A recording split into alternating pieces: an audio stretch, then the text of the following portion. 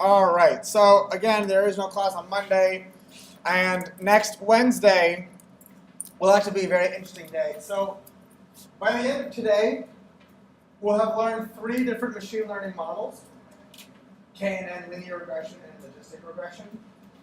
Next Wednesday will actually be a day entirely dedicated to you guys working on a mini project for 3 hours and then presenting to us your findings at the end of the class.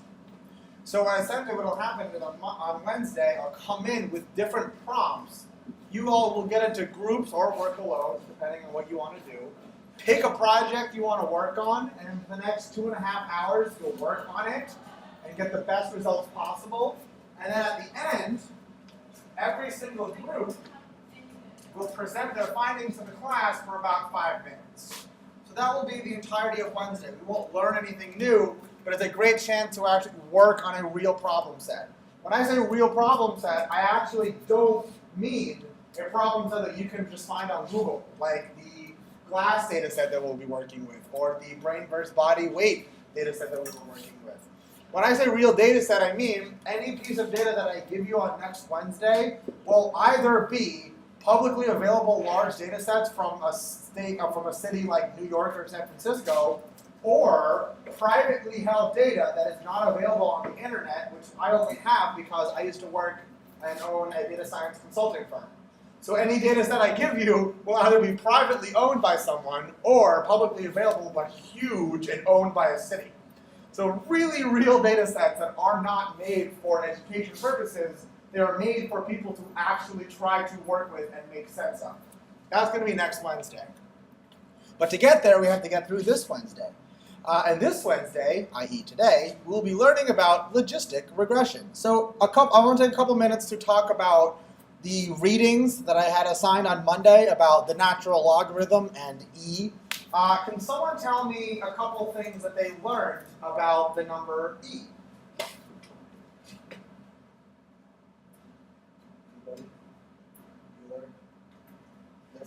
Learned about this thing called continuous Whoa! Slow down, sorry. Well, I was not prepared for that. speed.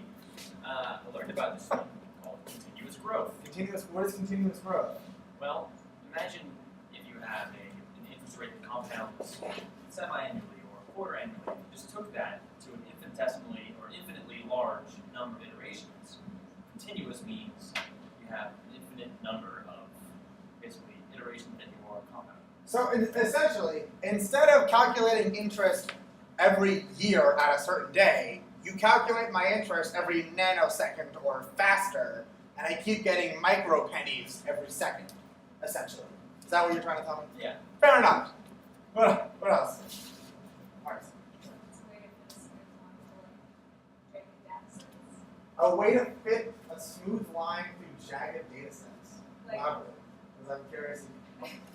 Like something is segmented, or I guess your time series. Okay. You have like each of the points in hours and say what the stock market is for that time period, but then the growth is the way that you determine its overall rate. So I want to pick out 2 of those words that are really important: growth and rate. So E is a very special number when it comes to growth and rate. E, like pi, has a definition, and I think they actually say it in one of, here we go. Pi is the ratio between circumference and diameter, shared by all circles. So it's a very powerful number. E is the base rate of growth shared by all continually growing processes. So anything that grows continuously can generally be modeled by the number E. Compound interest, for example. Interest can be modeled by E. Bacterial growth, pretty much any animal growth can be modeled by the number E. We will use E today to fit a curve to a really weirdly jagged data set. How? Because we will be working with something that grows naturally, and that thing that grows naturally is related to probability and therefore machine learning. So logistic regression is all about using the logistic function, which is based on the natural logarithm and E, in order to show how probabilities can grow naturally. All right. Are there any questions about, yes?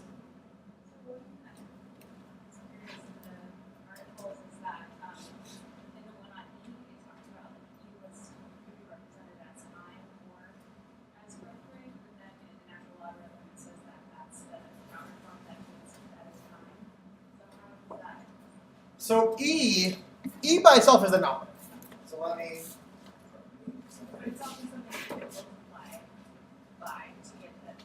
So you would use E the following way. You would say, I have this thing I want to model, and it's growing exponentially, e to the x. So this x would essentially be your time, right here. E is just a rate of growth. So for example, if you were to plug in e to the 1, what you're saying is, after 1 unit of time, I have e things. After 2 units of time, e squared, I would have 2.71 squared, which is about 8.4 or something like that. In 3 units of time, I would have e cubed things. In 5 units of time, I would have e to the 5th things. And that number, if you plot it, just kind of shoots up. This is e to the x. As time goes on, the number of things that I have is just getting multiplied by e. So I have more than twice as many in the last time, every single time. So E does not model time. E is used in conjunction with time to model growth.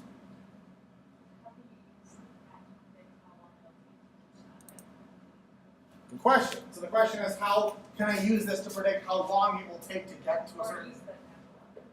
So the way you would do it is you would say, well, let's say I want to say, oh, how many units of time would it take to get to 50 things?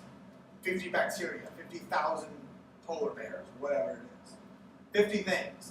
Well, to get from, and now we have an algebra problem, solve for x, right? So to solve for x, you would take the natural log of both sides. So you would take the natural log of 50 equals the natural log of e to the x. The natural log of e to the x is just x. So x is the natural log of 50. So how long does it take to get to, I'll even make it a variable, to n things? The natural log of n units of time, always. You'll always take the natural log of n units of time to get to n things. The natural logarithm is also interesting. So does anyone know what a logarithm is? Right? It's one of those things where your teacher kept saying it and they never explained what it was. What is a logarithm? It is a word. It's a noun. It means something. What is a logarithm? There's a synonym for this word, which you definitely know. And then you'll forever correlate the two together. Does anyone know what a logarithm is, or another word for a logarithm? Yeah? Did you have your hand up? How many times it's the power of? What's another word for that? A power of? Well, that's the inverse of exponent. No, it is the exponent. A logarithm. A logarithm is synonymous with an exponent. So if I say something squared, that squared, you call it an exponent, the other word for it is a logarithm. A logarithm is the name of the exponent. That's just what it is.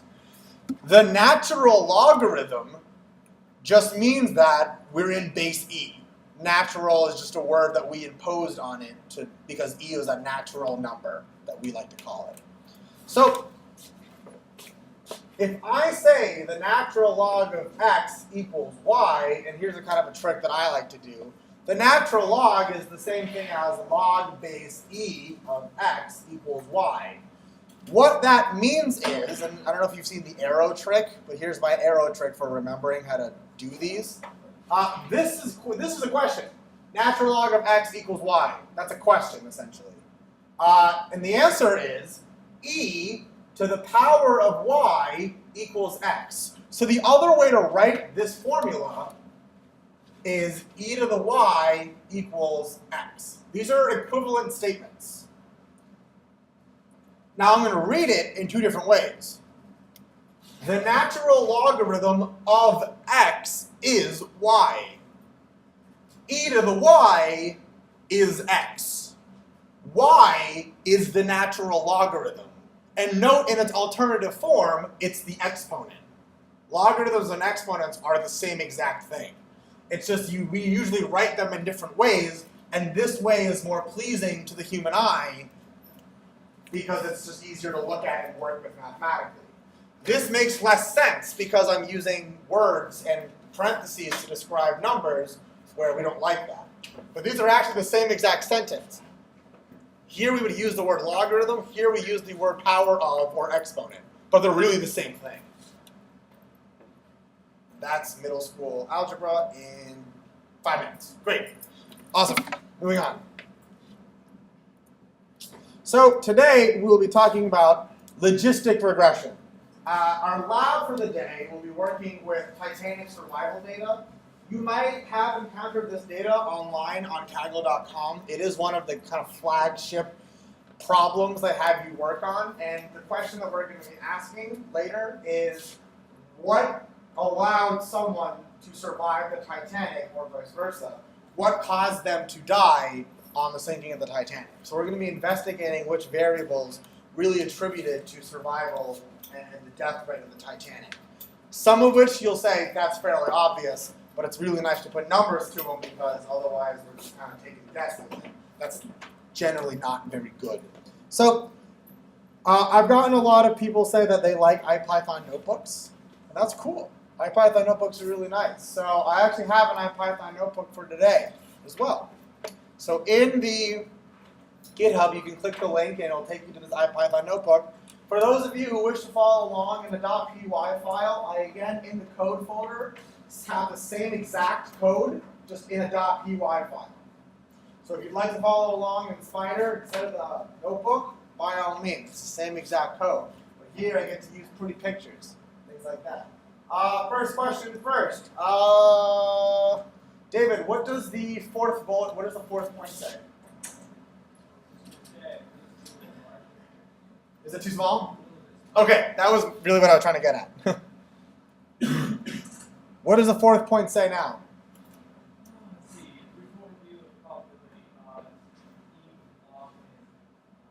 Okay, perfect. So you can read it. All right, so this is good. Hopefully big enough for everyone to read in the class. So the agenda for this IPython notebook will be to first refresh our memory on how to use linear regression, because we're going to try to use linear regression for a new problem and see where it fails. We'll attempt to use it for classification. We'll show you why logistic regression is a better alternative. We'll talk about probability, odds, E, log, and log odds. We'll explain the form of logistic regression. We'll explain how to interpret logistic regression. And then finally, we will compare logistic regression with other models. And we're coming to a point in the class already, on week 4, that we can start to compare machine learning models with one another. This is actually the second classification model you'll have seen, the other being KNN. So we're already getting to a point where we get to compare different machine learning models against each other. It's pretty exciting. So when we're predicting a continuous response, pop quiz, what is that called? What is it called when we're trying to predict a continuous response? I know, yeah. I like half of that answer. It's just regression. Regression is the word for predicting a continuous response. Linear regression is but one way of doing that. So the R regression, the regression part is predicting a continuous response. So I have here a data set called the GLASS data set. This is actually a data set I've referenced a couple of classes ago, but now I'm actually going to be using for my example in class. What is it? It is, I believe, 214 types of glass. And each type of glass has a few features. There is an ID from 1 to 214. This is a unique identifier. There is the refractive index, which is essentially how clear it is. And then 3 through 10, sodium, magnesium, all these elements, there it's essentially telling you how much of each element is in the makeup of the glass. And then the type of glass. There are 7 categories of types of glass. So the first 2 are for buildings, like the types of glass you would use in a building, so very sturdy. 2, 3, and 4 are the types of glass you would be using in a vehicle, car, truck, and anything else like that. 4 is actually not in this database, but they included it because there are 7 types of glass, and this is one of the types of glass. This just happens to not be in this data set. 5, 6, and 7 are more commercial. So 5, 6, and 7 for a 5 container, that'd be like if you buy a Pyrex container, a glass Pyrex, bowl at Target. That's what 5 would be. 6 would be like a glass you drink out of, and 7 would be your car's headlamps. So 5, 6, and 7 are the types of glass you could generally buy at any Lowe's or Home Depot, whereas 1 through 4 you have to get kind of specially made for a building or like a car, like the glass side of a car that you're making. Headlamps you can pretty much buy in a store. The actual glass for your window, you generally can't. It's much sturdier and more expensive. So the point is, we're going to be trying to predict the type of glass based on the chemical makeup. And then we're going to figure out which chemicals are actually attributing to strength or refractive index. How can we change the chemical makeup in order to try to predict a new type of glass? Because we're always trying to make new compound elements, whether it's concrete, steel, iron, but glass.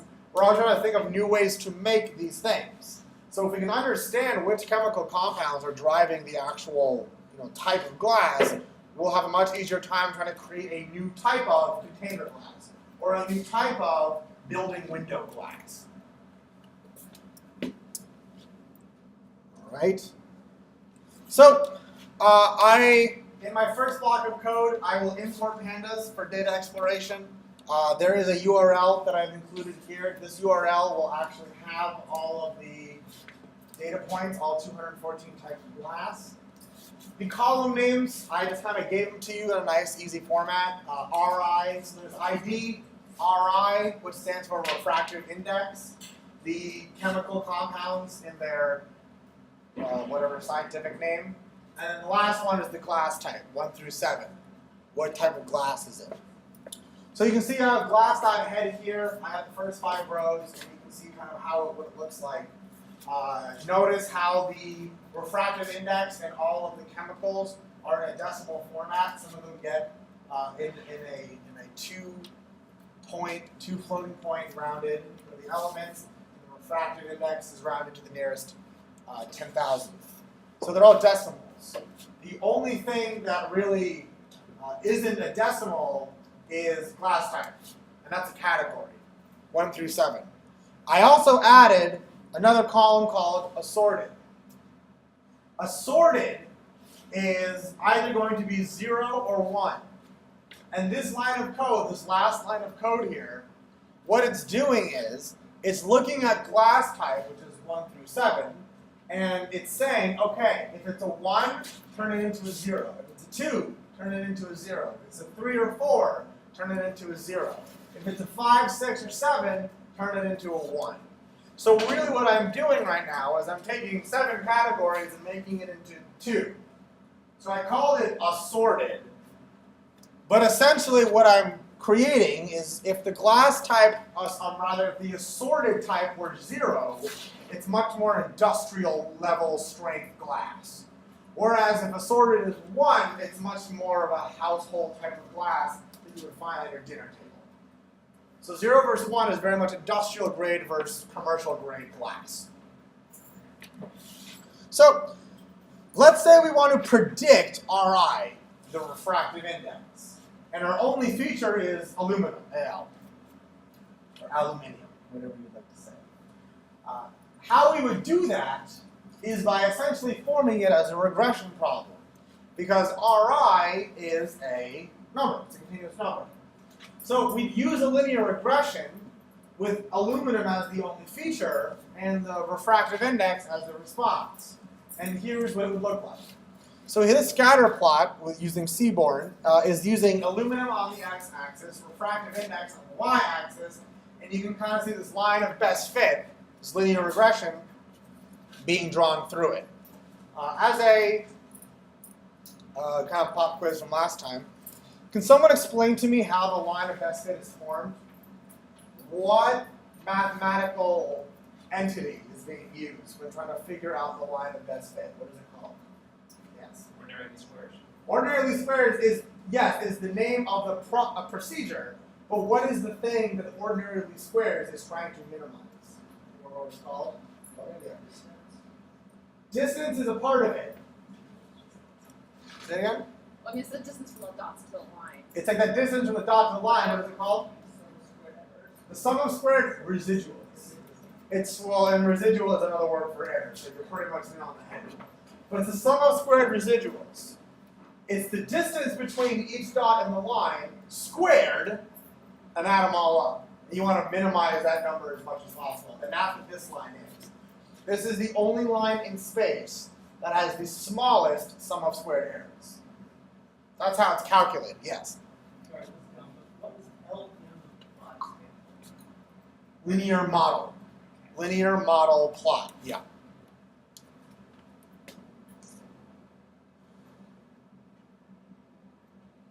So, as an exercise, you can plot this without Seaborn. I just like the way Seaborn looks. You can plot it without Seaborn using the data frame, Panda's data frame, using glass.plot kind equals scatter. So you can still plot that exact line, or rather the scatter plot. And here it's using matplotlib. Just kind of give you different options for graphing because I kind of show you different ways of doing it. And which really, it's whatever way that you feel most comfortable doing, it's fine. So to actually create the linear regression model in scikit-learn, we would do the following, just like last time. We'll import linear regression. We'll instantiate logreg equals linear regression. We'll create a list for our features, AL, aluminum. We'll fit to our X and our Y. Notice for now I'm not doing a train test split. And the reason is I'm just trying to get the line so that I can plot it in matplotlib. And I also want to see the coefficients in the intercept. So here are my coefficients. I have an intercept and a list of coefficients. My intercept is 1.52. My coefficient is negative 0.002. Fairly small. It's a fairly small slope. Can somebody interpret this coefficient, negative 0.002? What does that mean? How do I use that number in a sentence?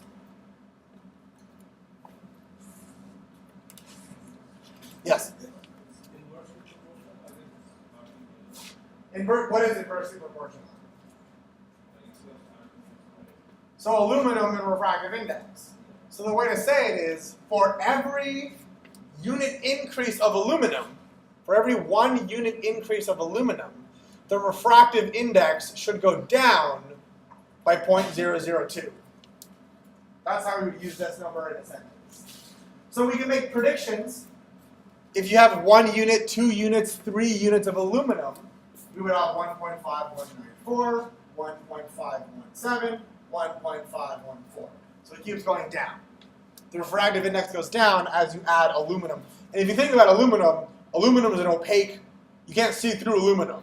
So as you add an opaque element to glass, the amount of which light's going to go through is also going down, which makes sense because you can't see through aluminum. So to draw the line using matplotlib, this red line, to draw the line using matplotlib, you could actually essentially make the predictions for all values of x and then plot them as a line. So this is kind of like a little trick you can do in matplotlib. You take your linear regression model, predict every single point, and what you get back is a scatter plot, sure, but in a perfect line. So if you draw them as a line in matplotlib, all you get is the line back. And then you can combine them in the same graph to get the scatter plot and the line. So here's a way to draw the line and the scatter plot in matplotlib. It's a lot harder than it is in Seaborn, agreed. But if matplotlib is where you want to do your graphing, this is how you would do it. All right.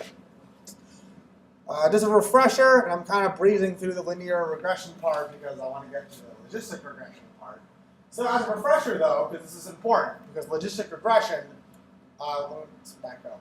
Remember last time when I said linear regression is so important, not only because it's stable, but because a lot of other models are built on top of linear regression? This is one of them. Logistic regression is a model that is built on top of linear regression. So we start with a linear regression and then do more math on it. So as a refresher of what linear regression looks like, we have a response y, and it's related to our predictors x with an intercept, beta naught, and a whole list of slopes, beta 1, beta 2, beta 3, so on and so forth. So here's an example of me doing a manual prediction of aluminum equals 2 using the intercept plus the coefficient times 2. And I get 1.517. And again, here it's the same thing as logreg.predict 2. I get the same exact number back. Fair enough. And again, the interpretation is a unit increase in aluminum is associated with a 0.0025 decrease in refractive index. All right, so far so good. I add one more to AL, my refractive index goes down by 0.0025. Now, what if I don't want to predict a number? What if I want to predict categories, which is called classification? Well, we could use k-nearest neighbors, absolutely. In fact, part of the extra homework for K&N day was to do K&N on this data set. So you might have already tried to do K&N on this data set. And if you have, you're familiar with the data set already. But this is a scatter plot. It's a scatter plot of aluminum on the x-axis, and on the y-axis is that assorted column. The assorted column, which is either 0 or 1, when you do a scatter plot, you get this weird looking thing. It's not a scatter plot like you've seen before, but it still is a scatter plot. Every single dot is still there, but instead of being on a continuous scale on the y-axis is now categorical. So that's why it looks like this.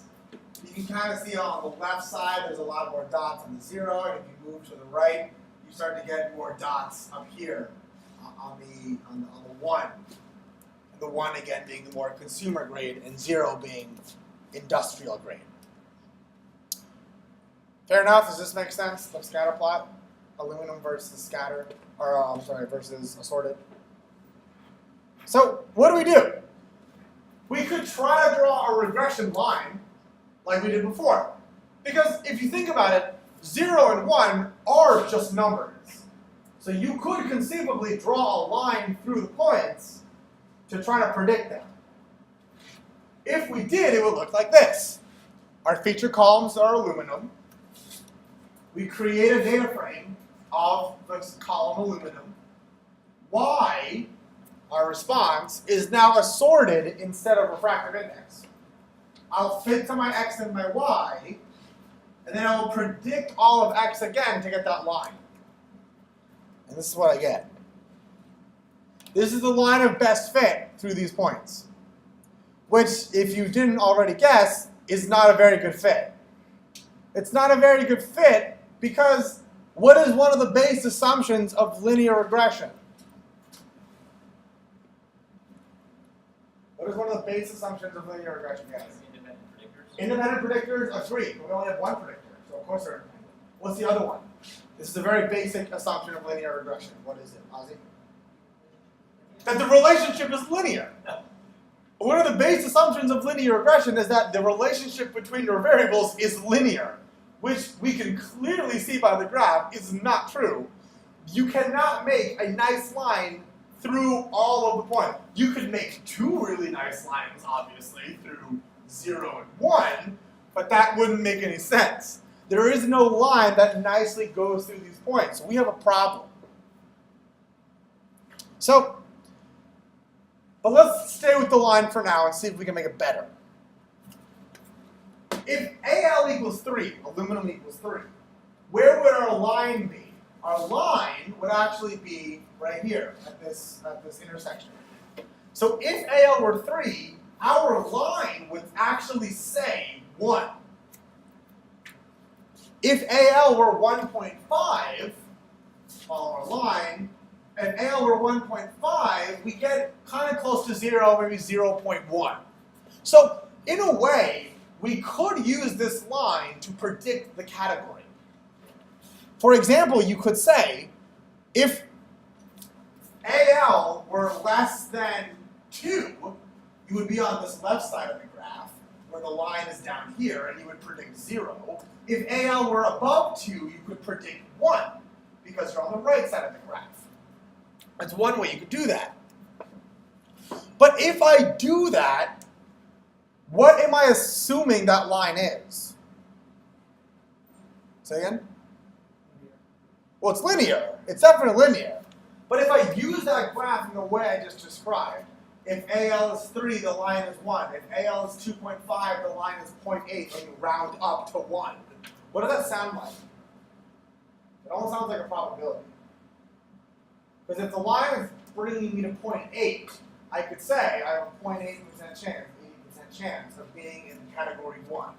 If my line is down here at 0.1, I could say that's like a 10% chance of being in class 1. So it's actually class 0. So it's almost like I'm treating the line as a prediction, as a probability prediction. But what's the problem with that assumption? What do you know about probabilities?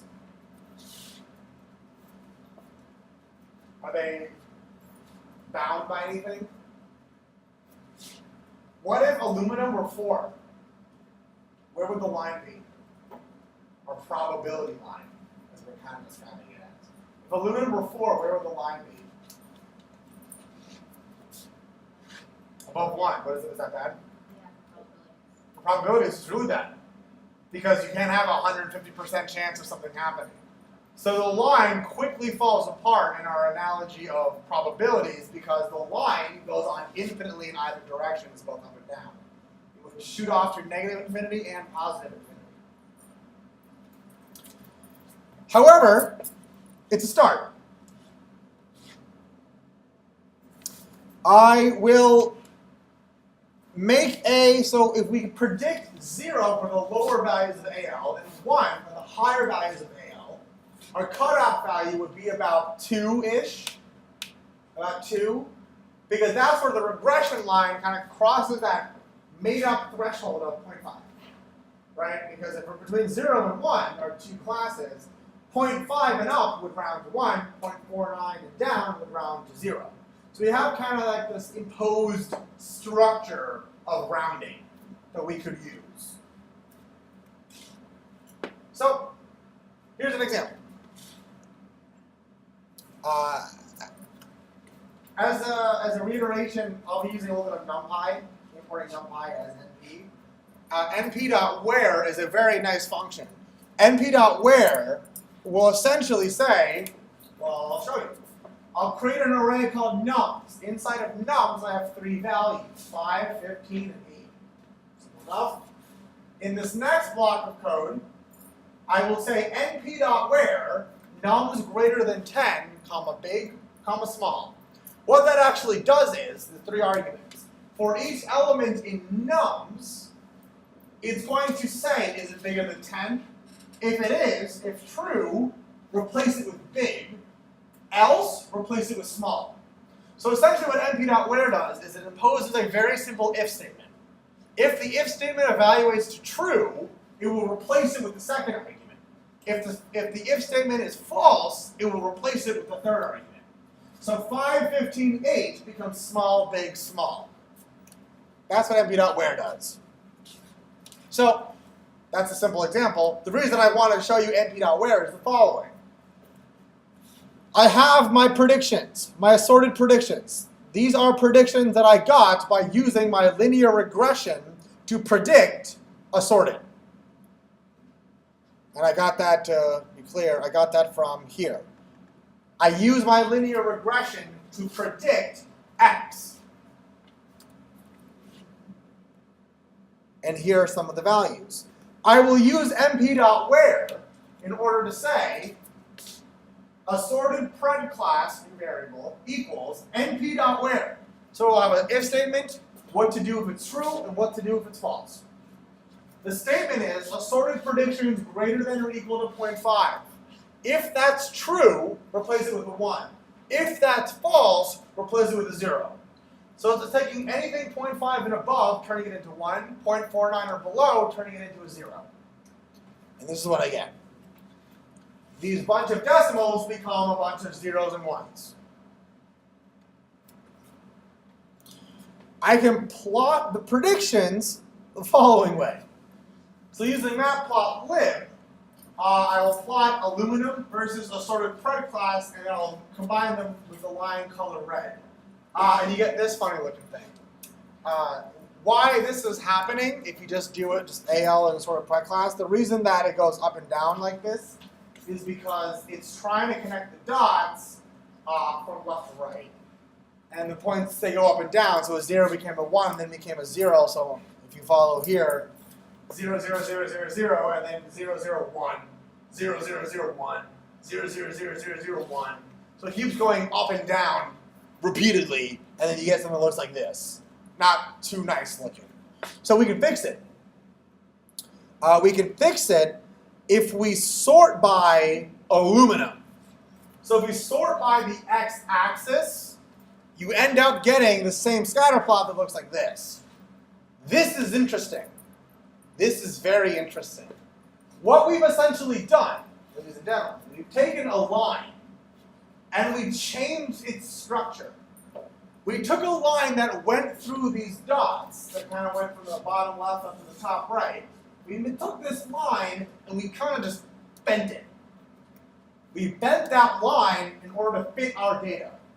So now notice our new curve, if you will, our new 3 segments, now starts at 0, comes to the right, shoots up, and then continues on to the right.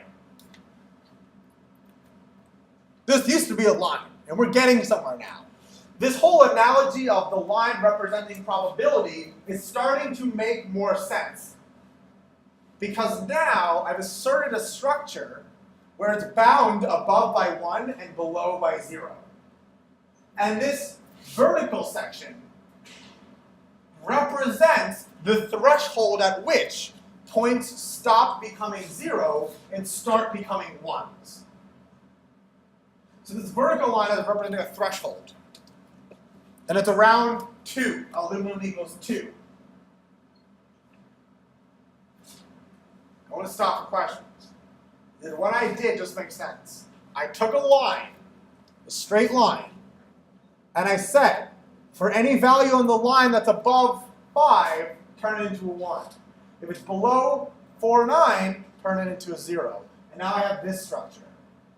I essentially took the points on the line and then made them fit to zeros and ones. But it's still crappy looking. Because if this is supposed to resemble anything like probability, this isn't how probability works. It's not just you have a 0% chance of anything happens and then all of a sudden you have a 100% chance of something happening. For example, clouds in the sky. If you're trying to predict rain, and your predictor is how many clouds are in the sky, if there's 0 clouds in the sky, you might argue there's a 0% chance of rain. Well, not in New Jersey, but here, pretty much. Also rain, whatever. Now, if the cloud is half full of clouds, what would you say? Maybe between a 40 and 60% chance of rain? There are clouds in the sky. You could just as easily, more clouds could come in and it could drizzle. Easily. The point is, it's not just you look outside in the sky, you have a 0% chance of rain. Now the sky is half full of clouds. It's still 0% chance of rain. And as soon as there's 51% cloud cover, oh, it's going to rain. Absolutely going to rain. That's not how weather works. There's a steady increase in probability as you add more clouds. So it's not just no chance, no chance, no chance, 100% chance, 100% chance, 100% chance. It's a gradient of probability. And this doesn't really represent a gradient of probability. This is more not a chance in hell, and then all of a sudden, it is the only thing I'm certain of. So we need to impose more structure. We need to make this smoother. And we do that with logistic regression. Now, I'm going to tell you a caveat right now. This model is called logistic regression. It is not a regression model. Logistic regression is actually a classifier. It does classification, it predicts categorical responses. Then why on earth did someone call it regression? You'll see why. It was called regression because it was built on top of linear regression. Here's how it works. First, let's use it. From sklearn.linear model, notice it's coming from the same place as linear regression. I will import logistic regression instead of linear regression. I will instantiate logreg equals logistic regression C equals 1E9. Whoa. First of all, what is 1E9? It's 1, does anyone know what 1E9 is? 1 times 10 to the 9th. Exactly. What is C? C is a parameter in logistic regression. Well, I'm going to tell you right now, I don't want you to worry about it. The reason I'm using it for teaching purposes is because, I'm going to explain it, I promise you. But for right now, C is a variable that I need to put in to make it look nice on a graph. I will tell you that for now, and I will explain what C is later, I promise you. Same thing as before. Make a feature columns of aluminum. Create my feature calls data frame. My response is still Y. I will fit my log reg, and I will predict with my log reg. Now notice the predictions are all zeros and ones. It's not regression. The predictions will all come out as categories. Always. If we plot these zeros and ones, we get this, which looks really similar to that thing we just created by hand, by taking the line and just jamming it into place. A logistic regression will look like this. Okay, fine, but again, all we're doing is plotting zeros and ones. What is logistic regression actually doing to get these zeros and ones?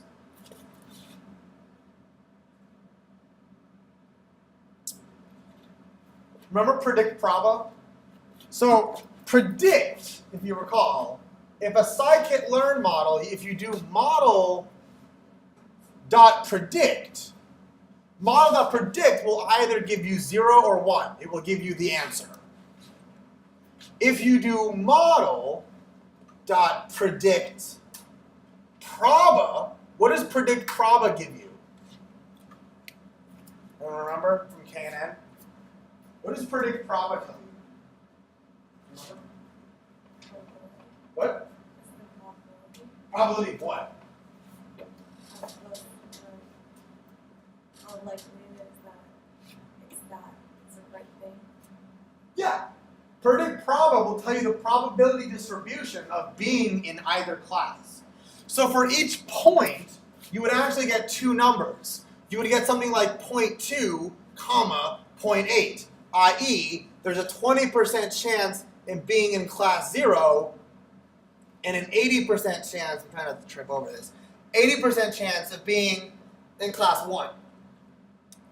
So this graph you're looking at right here is actually what you get when you do predict proba of all of the points and look at, this is the probability of being in class 1. The red line represents the probability of being inside of class 1. And you can see, as aluminum becomes very small, the amount of aluminum used is very small, the probability of being in class 1, i.e. a consumer grade glass, is very low. As I add more aluminum, the probability of being in a consumer class grade goes up. After a certain point, adding aluminum won't really make a difference. At a certain point, my probability of being in class 1 kind of levels off at 100%.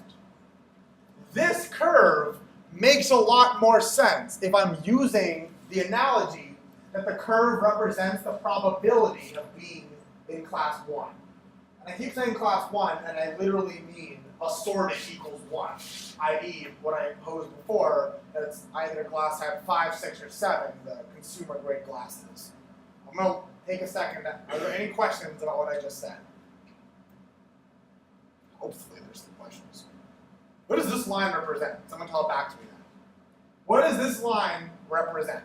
Someone tell me. Raise your hand. What does this line represent? Probability of it being either category. Incorrect. You're very close. First category, class 1. The second category. So the first category is class 0. Yeah. The second category, to be clear, yes. This line represents the glass's probability in being in class 1 based on how much aluminum is in that class. So we have gone from a line that goes diagonally to try to predict probability of being in the second class. We took that line and we jammed it into place and made this kind of weird jagged structure. And now logistic regression is offering us this nice smooth function that represents probability of being inside of a class. Is anyone curious as to how it does it? You should leave, because I'm going to explain it to you. So it's used in the same way. So in predict proba, I want to show you, if I predict proba 1, so aluminum is 1 right here, where this red line is very close to 0. If I predict proba 1, look at the probability distribution. It's a 97% chance of being in class 0, 3% chance of being in class 1. For aluminum 2, I have a 34% chance of being in class 0 and a 66% chance of being in class 1. For aluminum 3, all the way up here, I have a 0.7% chance of being in class 0 and a 99.3% chance of being in class 1. So you can see that as aluminum changes, these probability distributions change. What I'm graphing is just the second column. I'm graphing the second column, which is the probability of being in class 1, i.e. the consumer grade glass. All right. Here comes some math. We're going to do some math, then take a break, come back, do some more math. So, I've given you some articles to read about probabilities in the past, and I want to know, I gave you articles in the past, and what I really wanted to focus on, I mentioned, was the difference between probability and odds. Is anybody here, by any chance, gambling person? I like to gamble. There we go. Two of the mathematicians in the room enjoy gambling. There we go. See, gambling is fun. Don't do too much, but it's a fun thing. Now, in gambling, we have these things called odds. We don't use probabilities because people would win too much money if they knew what probabilities versus odds were. But people in Vegas, they use things called odds because they're a lot harder to understand, even though they're so simple. Now, there's a really simple and huge difference between probability and odds, which is something that you probably grew up kind of thinking they were the same thing, and they are related, but here's how they're different. The probability of something happening is defined by being the fraction of that one outcome that you want to see the probability of, divided by all possible outcomes. So far, this makes sense. And for those of you who understand a very high level of math, yes, I am using a frequentist approach to probability, not a Bayesian approach today. Later on, we'll be using a Bayesian approach to statistics. For now, I'm using the very simplified version of the frequentist. Example, you have a deck of cards, 52 cards, no jokers, nothing like that. I draw a card. What is the probability that I draw on 9? 4 out of 52. Because how many times could I draw a 9? How many different ways could I have done that? 4. How many different things could I have done? 52. So 4 out of 52 is the probability that I will draw a 9. Fair enough? The odds is defined by the number of occurrences of that one thing divided by all other outcomes. Dice roll. If I want to end the dice roll of 1, the probability of rolling a 1 is 1 out of 6. There's only one way out of 6 possible dice rolls to roll a 1. Makes sense. The odds of it happening are 1 to 5. Meaning, there's one way to roll a 1, and then there's 5 other things I could have done. So when someone says you get a 1 to 5 shot, you actually have a 1 in 6 probability of getting it. Which is why people like to use odds, because it makes it sound better. If I have a dice, I want to roll an even number. The probability is 1/2, right? 3 ways out of 6. Your odds are 1 to 1. Which inherently, when you're drunk in a Las Vegas casino, when you hear 1 to 1, that sounds amazing. Because what is your mind doing? You're automatically converting 1 to 1 into a probability. I can't lose. 1 to 1 actually means we have a 50-50 shot. When you hear that on an odds table. Because there are 3 ways of rolling it even and 3 ways of doing anything else, i.e. odd. So 1 to 1 means you have a 50-50 shot.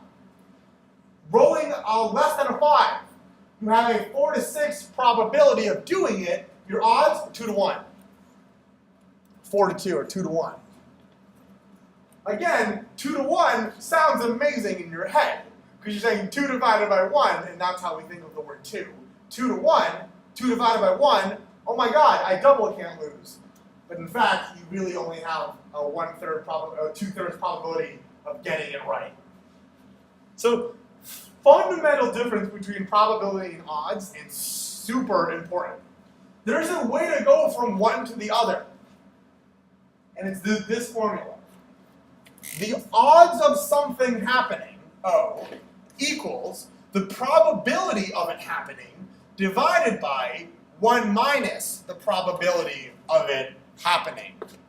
So to do a quick example with the numbers on the board, let's take rolling less than a 5. Rolling less than a 5, you know, how many ways can you do that? 1, 2, 3, 4 out of 6. That was terrible number counting in my head. 4 out of 6 is the probability. So the odds of it happening are 4 divided by 6 divided by 1 minus 4 divided by 6, which is 4 6 divided by 2 6, which is, if you remember how to divide fractions, and I'm actually not being patronizing, I know many people who have forgotten how to divide by fractions, it's fine. There's a really fun trick for it. It's called the keep, switch, flip. So you keep the 4 6, you switch division to multiplication, and you flip the 2 6. Keep, switch, flip. I used to teach middle school, so I'm full of these. Keep, switch, flip. So these cancel. I now have 2 to 1 odds. That's how you get odds out of probability. You can go vice versa as well. You can go from odds to probability, from probability to odds. Easy enough. Okay. Just to kind of show you, here's a table that I created, probabilities 0.1 through 0.9, and then their associated odds. So it's kind of fun to see how if you have a 10% chance of something happening, your odds are 0.111 or 1 to 9. As you go up in probability, your odds, look how they grow. Your odds go from 0.1 to 9, 9 to 1 all of a sudden. So you go from 1 to 9, then to 9 to 1. So your odds grow. I'll give you a spoiler alert, they grow exponentially. Logarithmic. So, what is E? E is the base rate of growth shared by all continually growing processes, like odds. We can use E in NumPy pretty easily. There's a built-in function. It's called np.exp, and then you put in a number. So for example, if I want e to the 1, I write np.exp 1, e to the 1, 2.71828. E. np.exp 2 is e squared. np.exp 4 is e to the 4th. So what is the natural log? The natural log gives you the time needed to reach a certain level of growth. For example, in NumPy we have a log function. If I want to know how many units of time I need to get to 2.718 units of growth, I do np.log 2.718, and I get back 1, essentially 1.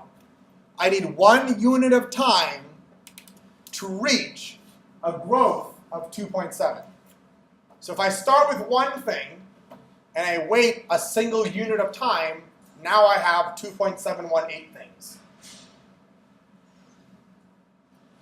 Logarithm and the natural log and e exponentials are inverses of each other. They cancel each other out. It's like multiplication versus division, addition versus subtraction, fire, water, earth, wind, and fire. Natural log and exponents are arch rivals. They cancel each other out, like the Flash and the Reverse Flash. I just started watching that show. So, as an example, the natural log of e raised to the 5 is 5. So this sentence can be dissected from the inside out. np.exp5 is saying, how many units of growth will I have after 5 time units?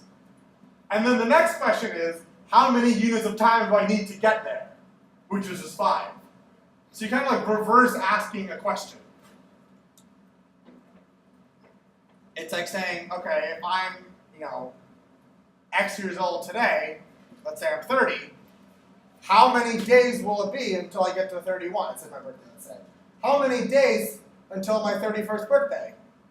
365. All right, well then how many units of time do I have to wait to get to 31, 365? How old will I be in 365, 31? It's like the opposite question. You're getting the same thing back and forth, you're just asking it a different way. How many days to 31? 365.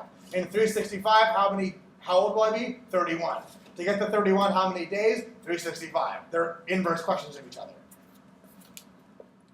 All right, why am I talking about this? Because the thing I want to talk about is something called log odds. Log odds are the natural logarithm of your odds. And this is getting really weird really fast, and we're going to take a break soon and come back to it.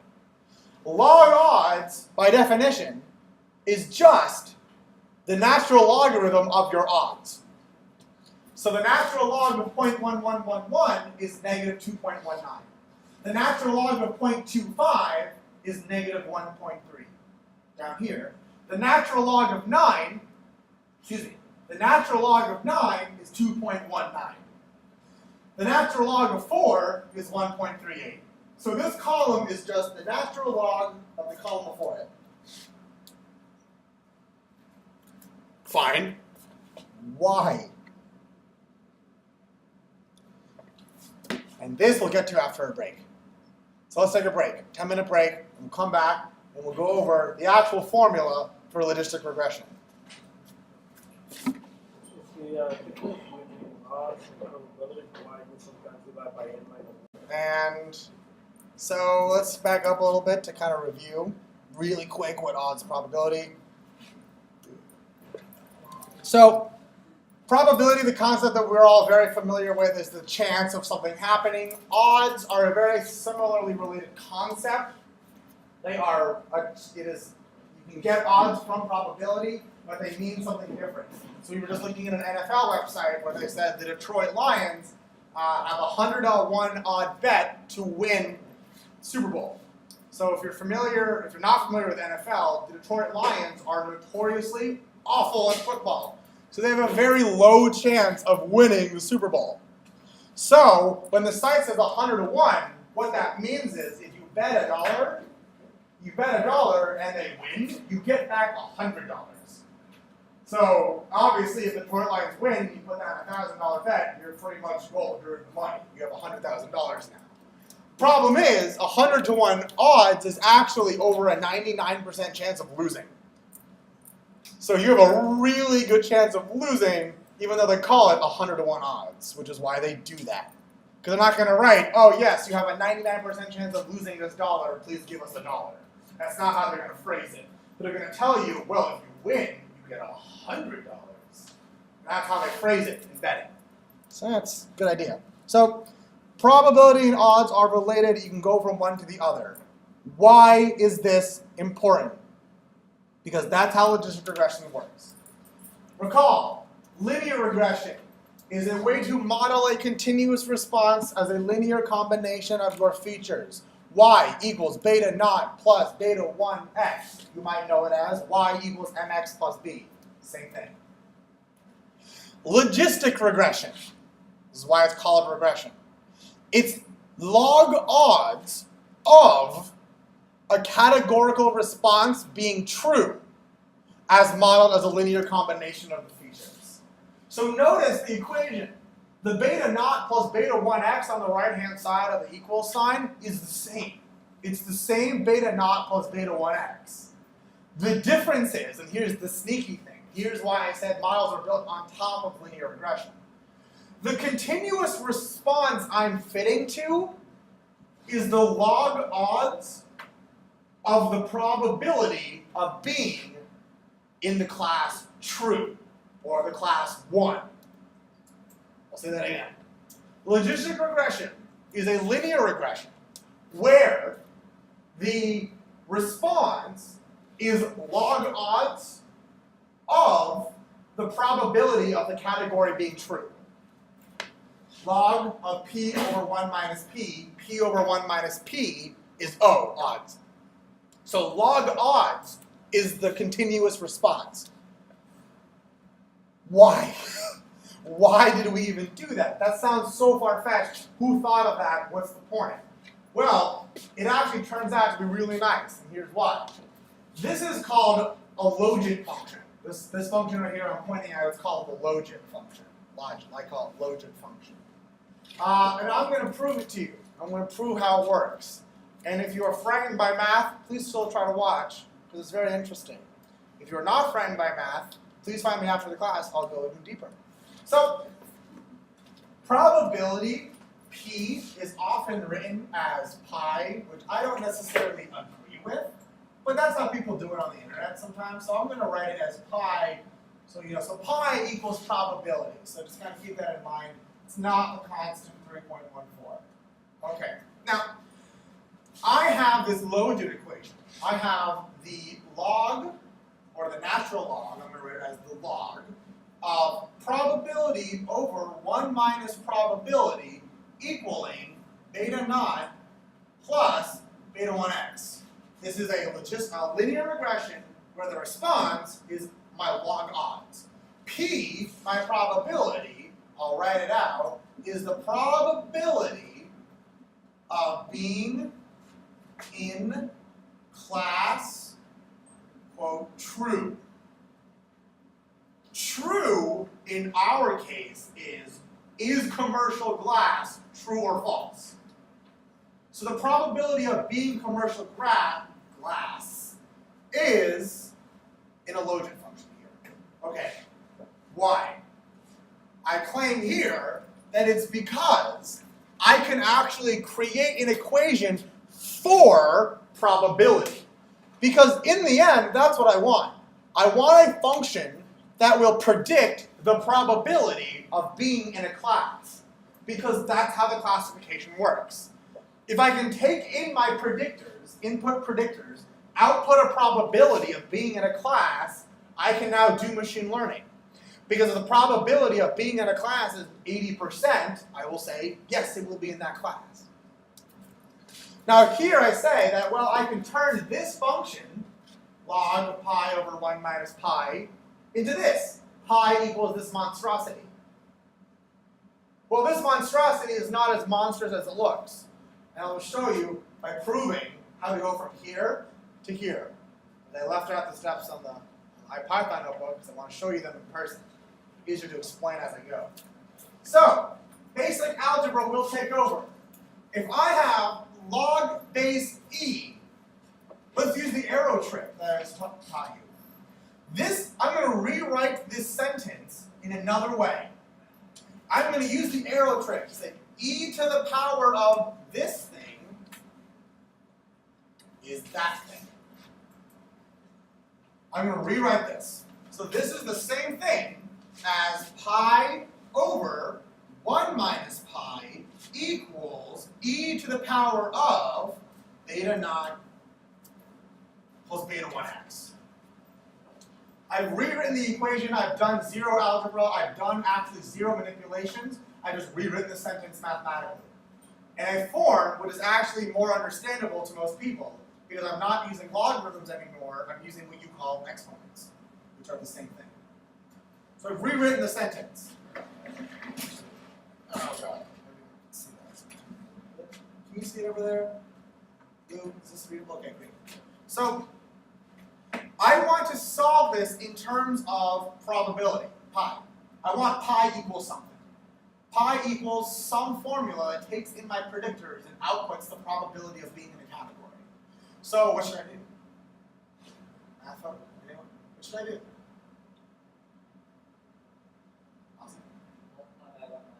I'm going to multiply both sides by 1 minus pi. Why? Because I'm a human, I hate fractions. That's true, we hate fractions. So I will multiply both sides by 1 minus pi. These will cancel. I get pi equals 1 minus pi times e to the beta naught plus beta 1 x. So far, so good. I have pi equaling something, right? I'm actually getting there. What's the problem? Pi equals something that contains pi. This is a mathematical paradox. I need pi to compute one side, but pi exists on both sides. This isn't good yet. What should I do? What should I do to the right? I can't do anything to the left side. That's just a number. What can I do to the right side? Distribute. So this will become pi equals e, so I'm going to distribute e to the 1 and then to the pi. E to the beta naught plus beta 1x minus pi times e to the beta naught plus beta 1x. Okay? Now what?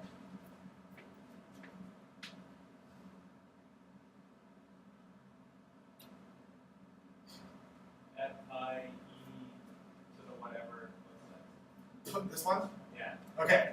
I'm going to take this and add it to both sides. So on the left, now I'll have, so I'm putting it over here, pi plus pi times e to the beta naught plus beta 1x equals e to the beta naught plus beta 1x.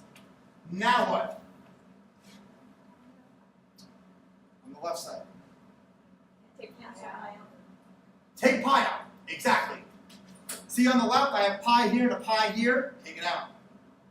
Pi times 1 plus e to the beta naught plus beta 1x equals e to the beta naught plus beta 1x. And our final step will be to divide both sides by 1 plus. I'm going to move this over here real quick. Bottom of the board. And now I get pi equals e to the beta naught plus beta 1x over 1 plus e to the beta naught plus beta 1x. That is logistic regression. This formula can relate your predictors to a number pi, which is a probability that you are in class true versus class false, which begs a very important question.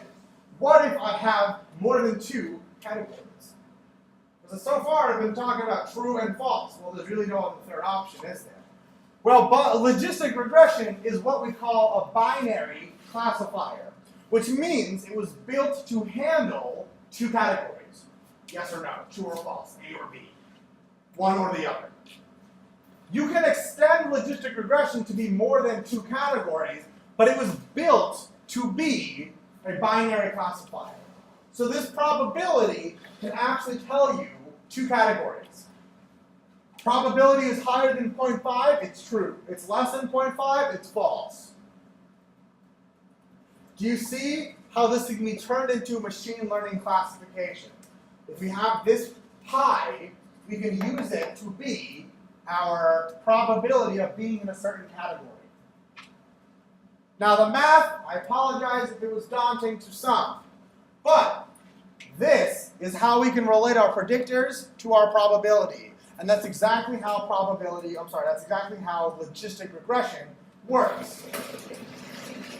Some really nice features about that circled function over there. So if you've taken calculus, you'll know what asymptotes are, horizontal asymptotes. And a horizontal asymptote essentially means what happens to this function as x approaches negative infinity, a really, really negative number, negative a million, negative a billion, negative a trillion. As x gets really, really, really, really, really small, pi, as x goes to negative infinity, pi will actually approach 0, the probability. The probability of being in class true approaches 0, i.e. you're in class false. As x gets really, really, really, really big, pi will approach 1. So one of the really nice features about this function, which is called a logistic function, or sinusoidal, as some people call it, the nice thing about this function is that it's bound above by 1 and below by 0.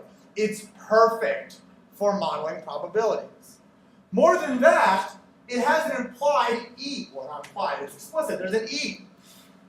E is supposed to measure continual growth, and it is. It's measuring the continual growth of probability. Because probability is not some jagged thing. Probability is actually a very smooth thing in nature. As you add clouds to the sky, the probability of rain goes up by 1 and 2 and 3 and 4. And when you add a big cloud, it becomes up by 5%. So probability grows naturally in nature, which is why E is a perfect number to explain how probability grows.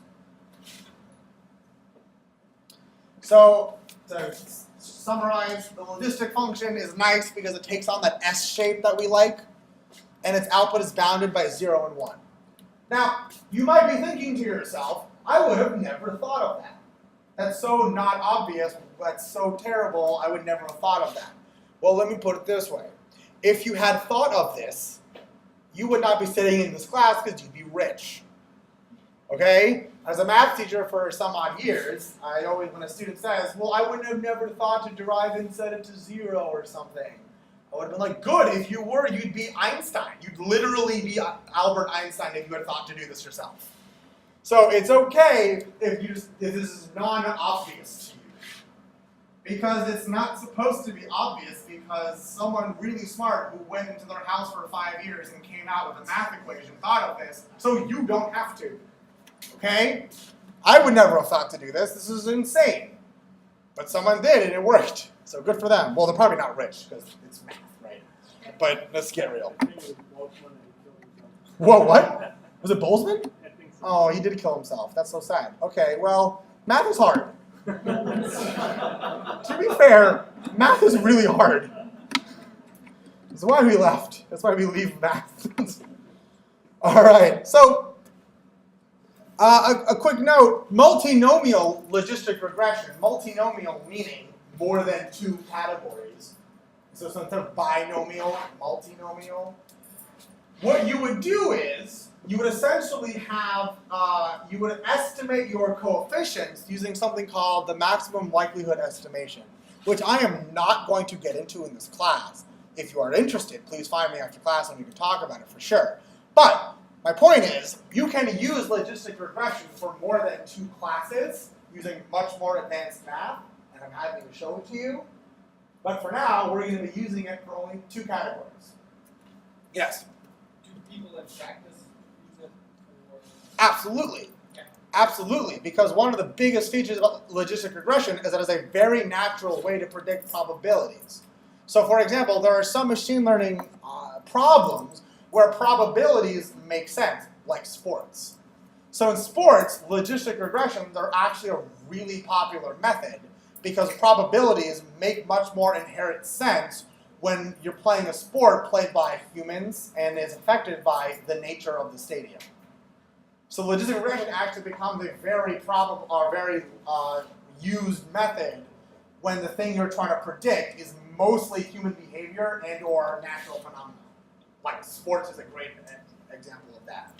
If you're trying to predict the state of Chernobyl in 50 years, which is both affected by man and by nature, logistic regression would be a very good model because it models natural growth very well.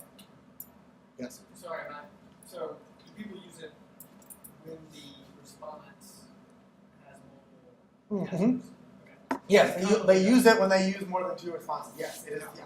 That's why I put it as a note. It is common. It's just harder, a lot harder than it is for 2. And I don't have time to explain it in the next hour and a half. So here's this graph. Here's this nice sinusoidal graph. This red line, by the way, is what you get when you plot this thing. This circled equation is the red line. It's complicated up here, not complicated right here. Nice, smooth line. And Mars, this is probably what you're talking about. It's a nice, easy curve to fit the jagged points. This is what she meant. It's a very clean curve that explains jagged equations. All right. So to kind of use it in practice, if we take AL equals 2 and we plug it into our logreg, keep in mind, watch this, logreg still has an intercept and a coef attribute, just like linear regression. Because it's so important to realize that logistic regression is a linear regression, but specifically when the response is log odds. So we still have this concept of intercept and coefficients, x and our intercept. If our AL equals 2, we plug it into the logreg intercept and coefficients, instead of getting 1 or 2 or 3, we get this number, 0.64. That 0.64, what is that 0.64? Conceptual question. If I plug 2 into the logreg coefficient and intercept, what is 0.64? I'll give you multiple choice. Yeah, I'll give you multiple choice. Is that fair? Okay, multiple choice. Choice 1, it's the probability of being class true. Choice 2, it's the odds of being in class 2, or class true. Choice 3, it's the log odds of being in class true. And choice 4 is the probability that I will be in bed by 11 p.m. Okay, who says choice 4? Fair enough. Who thinks choice 3, which is the log odds choice, log odds of being class true? Who thinks it is the odds of being class true? Who thinks it's the probability of being in class true? It's the log odds. The logistic regression is the log odds of the probability of being, and who says it too? So 0.64 is log odds. We can get to probability though. Because log odds, remember the inverse is e to the, so I'll do e to the log odds, and I'll get the odds, which is 1.9. To get from odds to probability, I take odds and divide it by 1 plus odds, and I get that the probability of being class true is 0.65. So they're actually really close numbers. 0.64, if that's the odds, the probability associated is 0.65, which is a coincidence, but I chose it to be similar numbers. But that's really important to notice, is that the logistic regression is not outputting probabilities. It's outputting log odds. So when I do beta naught plus beta 1x, intercept plus coefficient times predictor, my output is this thing, log odds. Log odds is what I get back when I do intercept plus coefficient times 2. This is what I get back, log odds. If I want the probability, I have to turn log odds into probability.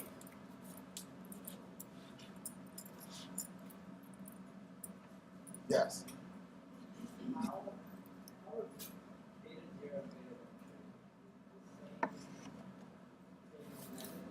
It does ordinary least squares. It's the same thing as this. if I had given you this data frame, it would be like my response is log odds, and it creates a best fit line through aluminum and log odds using ordinary least squares. So it does the same procedure. It minimizes the sum of squared residuals.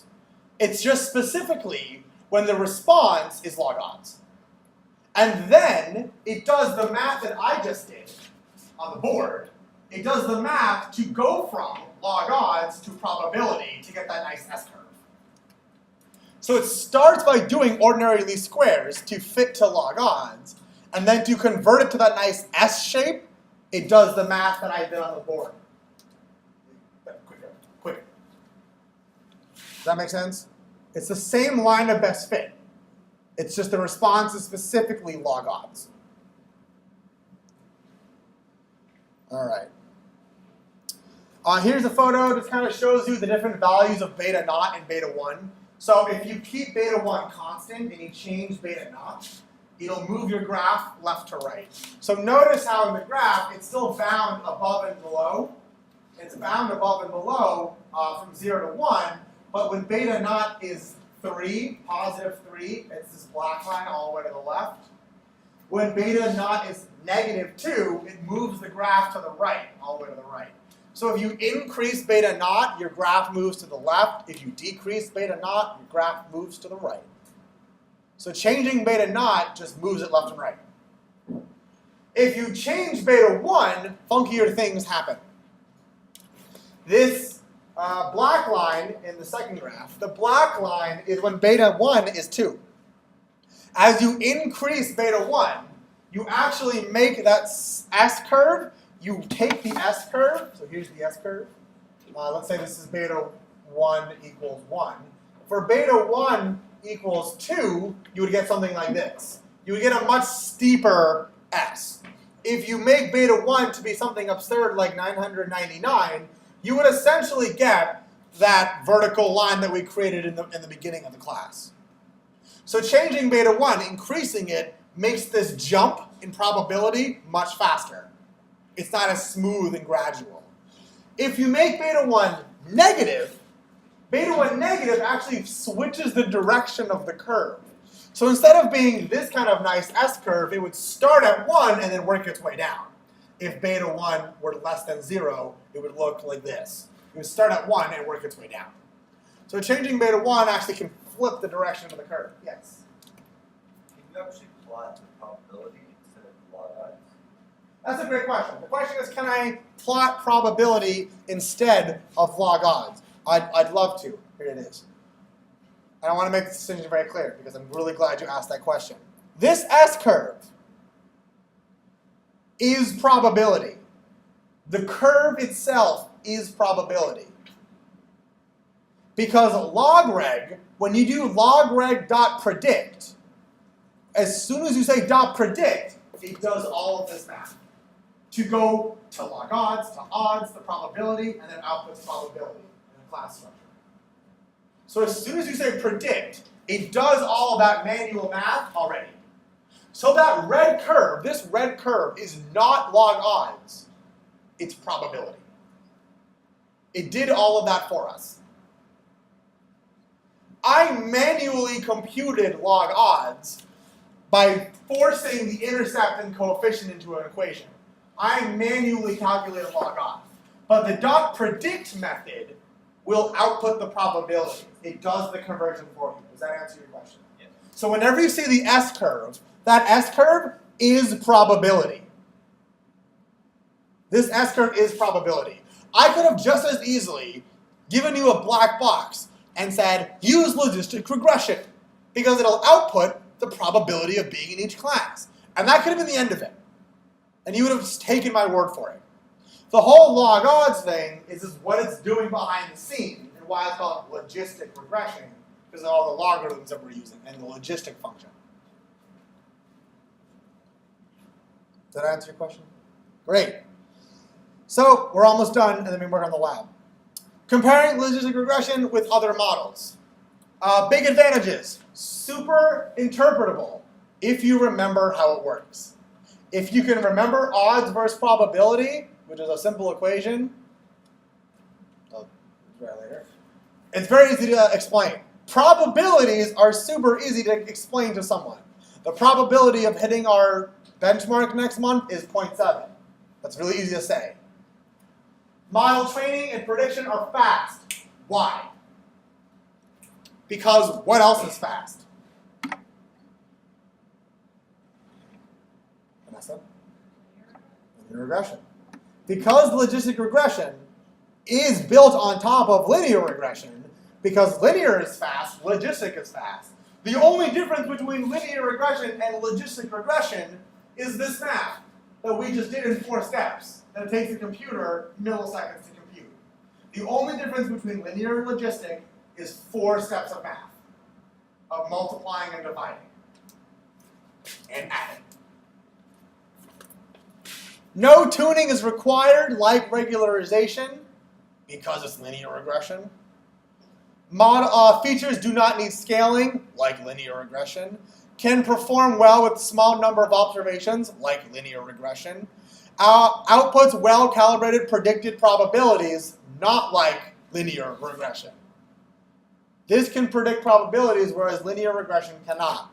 Disadvantages. It presumes a linear relationship, and this is interesting.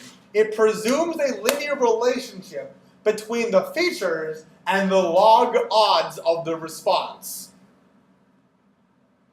Which, if you think about it, because it's linear regression, that's the same assumption in linear regression.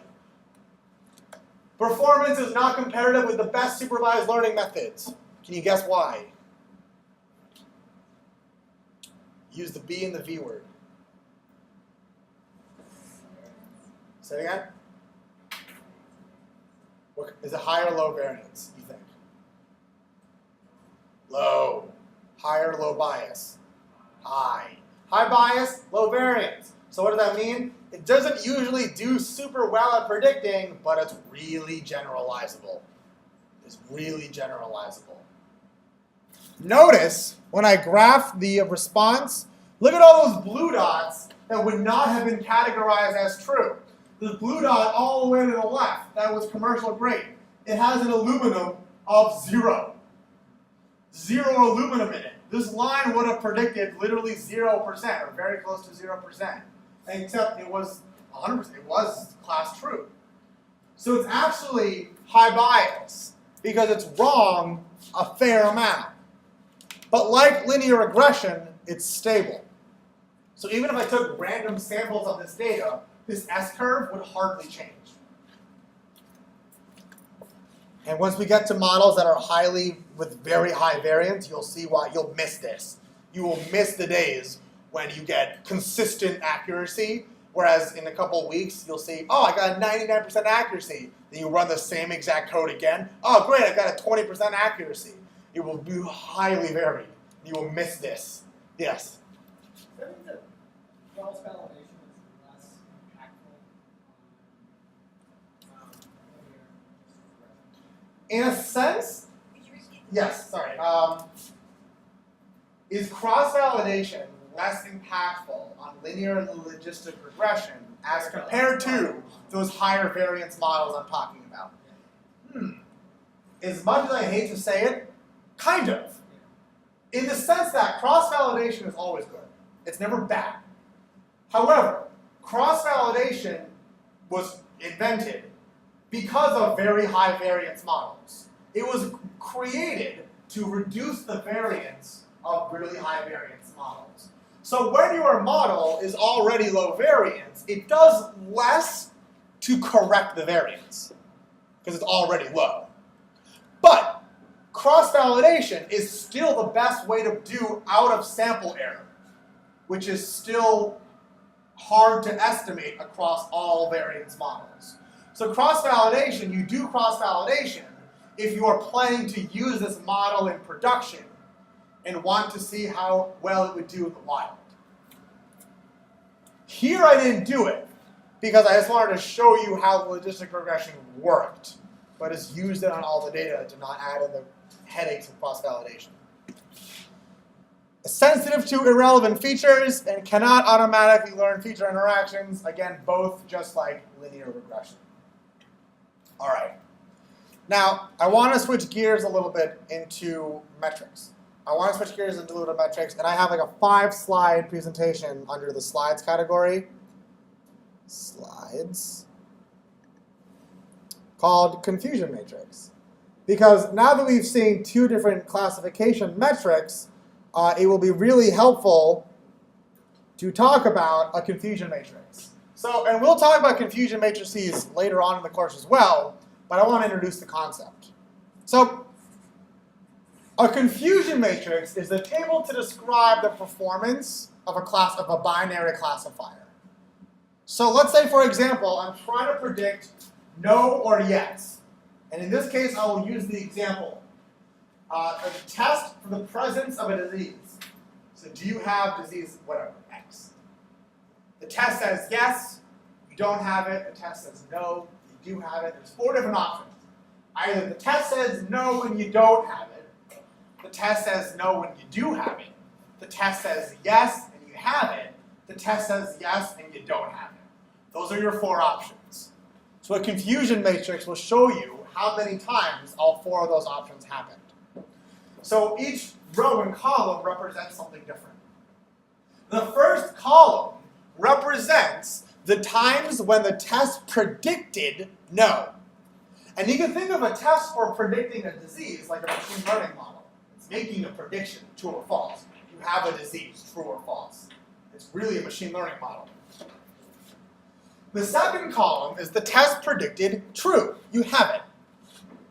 The first row are the people who actually don't have the disease. And the second row are the people who actually do have a disease. So where is this scenario taking place? Imagine they're testing a new test for a disease. So they bring in 165 people and they ask, do you have said disease? Do you not have said disease? And they're not lying. And then they test them with the test to see how well the test does. So they're testing a new test. So the top left, 50, means, this 50 right here means, the test predicted no, and the person did not have it. So that's good. The bottom right, these 100 people, is when the test predicted yes, and they actually had it. Again, the test was correct. The top right is when the test said, true, you have it, but the person did not. The test was wrong. The bottom left is the opposite, is when the test said, no, you're healthy, except they actually had the disease. So each of these have a different name. But first, a quick clarification questions. How many classes are there? If this were a categorical machine learning test, how many categories are there? So raise your hand and tell me. How many categories are there? There are not 4 categories, and this is the misconception. There are not 4 categories. How many? How many? There's 2. Either you have it or you don't. That's what, and here's the way to remember, the classes are the things the tests are trying to predict. The test is not trying to predict if it's going to be right and they have it. The test is trying to predict 2 things. If the person has it or if the person does not have it. It's only 2 classes. We get the 4 because we're evaluating how well the test did. But there's only 2 classes. How many patients are there? 165. Total people. 50 plus 10 plus 5 plus 100. N equals 165. How many times was the disease predicted? How many times did the test say this person has a disease? 100. How do you get 110? 10 yes for the actual no, and 10 yes for the actual yes. Second column. How many times was the disease predicted? The second column tells you that. Predicted yes. 10 plus 100. How many patients actually have the disease? Someone from the side of the class. How many patients actually have said disease?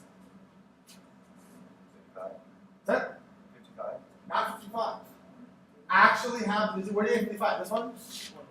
This column is when the test predicted no. I want how many actually have it, 105. The second row tells you how many people actually have the disease, regardless of whether or not the test said anything. 105 of the 165 have this disease. So basic terminology. In your top left, your 50, is what you call your true negatives, i.e. the test said no and it was right. It was true. The bottom right are called true positives. The test said yes and the test was right. So true negatives and true positives are good. The test was correct if it was a true negative or a true positive. Top left, bottom right. Excuse me. True negative, true positive, the tests were both correct. A false positive is when the test said positive, but it was false. It was wrong. The bottom left, false negative, is when the test said, no, you don't, and the test was false. They had it. So think of it as true refers to if the test was right. False refers to the test being wrong. Positive and negative refer to what the test said. False negative. Test said negative, test was false, wrong. True positive. Test said positive, it was true, it was right. So your accuracy, that thing we talked about last week, your accuracy is defined as your true positives plus your true negatives divided by the total number of people. So in this case, it's 150 divided by 165, which is 91% accurate, which sounds great at first. And I love the medical field for this reason. 91% accuracy sounds amazing, doesn't it? Your misclassification rate is how often you're wrong. So if you're right 91% of the time, you'd expect 9% of the time you're wrong, which is correct. False positives plus false negatives divided by the total, which is 9%. All right, so now this sounds great. A great test. I would take this test. Would you not take this test? 91% accurate, not bad. There's a problem. It's called type 1 and type 2 error. Type 1 error is a false positive. Type 2 error is a false negative. So as I kind of put it in pictures, it's like telling this man he's pregnant.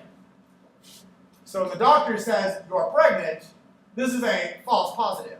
The test, the doctor, is saying positive, you are pregnant. I was about to say you have the disease. You are pregnant, and the test was false. The doctor was wrong. For obvious reasons. That's a very bushy mustache. Type 2 error is a false negative. This doctor, holding this woman's stomach, is saying you're not pregnant, whereas in fact, this woman is very pregnant. So the test, the doctor, said negative, you're not pregnant. And the test was false, the test was wrong. So type 1 and type 2 error. Why am I bringing this up? Because there's these things called sensitivity and specificity. Two new metrics to learn. I'm going to start on the right-hand side of the slide. Same data. Your sensitivity is when the actual value is positive, how often is the prediction correct? So of the people who have the disease, how often is the test correct? How many people have the disease? 105, the second row. Of those people, how many did the test say yes for? 100 of them. 100 divided by 105 is a 95% true positive rate, otherwise known as sensitivity, otherwise known as recall. So this test has a recall of 95%. If you have the disease, the test will be 95% accurate, if you have it. However, there's something called specificity. Specificity means when the actual value is negative, how often is the prediction correct? If you don't have the disease, this test is correct only 83% of the time. Which doesn't sound like a small number, but the point is that 91% accuracy is misleading. Because accuracy is really vague. Accuracy is just in general of every single person I've ever given this test to, how often was I right? But it becomes a different question when you're looking at a specific group of people, of those who have it and those who don't. And this will play a very big role when we talk about a probability model called the naive Bayes classifier. When we start talking about Bayes' theorem and Bayes' statistics, I will bring back this exact example to determine a lot more fallacies in the medical field in terms of drug testing and disease testing. Question? Is sensitivity usually associated with true positive? Is that like the thing always? Sensitivity is identical to the true positive rate. So of all of the people who have it, how many of them are true positives? What's something else? I guess you can apply that to anything. For example, if I want to predict if the test is, I really have a good example for this. Stock price. The stock price will go up tomorrow. That's my prediction of Apple, whatever. The true positive rate would be, of the times Apple's price went up, how many of those times did I get it? Was I correct about it? The specificity, the true negative rate, would be, of the times Apple's price went down, how many of those did I get? And here's the reason that's interesting. Yes? We care about specificity so much. In that specific example, specificity means more. Put it this way. Back to disease for a second. If I told you the sensitivity of this test is very low, what does that mean? If you have the disease, I'm really bad at telling you. If your specificity is low, it means if you don't have it, I'm really bad at figuring that out. Take a minute to think about which is worse. Would you rather have, put it this way, would you rather, if you had the choice, would you rather have a high sensitivity or a high specificity in this example of medical disease testing? Take a minute and think about it. Would you rather have a test that's very sensitive or very specific? Has a high sensitivity or a high specificity? Take a minute and think about it. You get one. You can either have a high sensitivity or a high specificity. Which would you rather have in a medical disease test? Take a minute. Think about what it means to be a true positive or a true negative.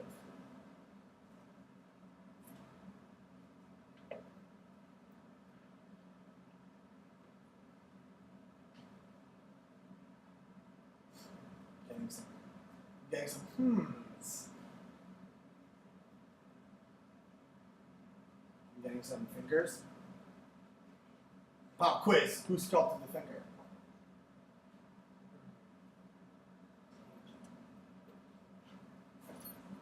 You know? What? Auguste Rodin. He's a sculpture garden in Paris. It's magnificent. It's my favorite sculptor. Thoughts? Who would you rather have? A high sensitivity or a high specificity when it comes to predicting disease?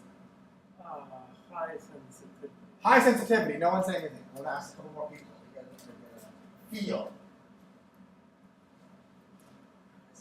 High sensitivity.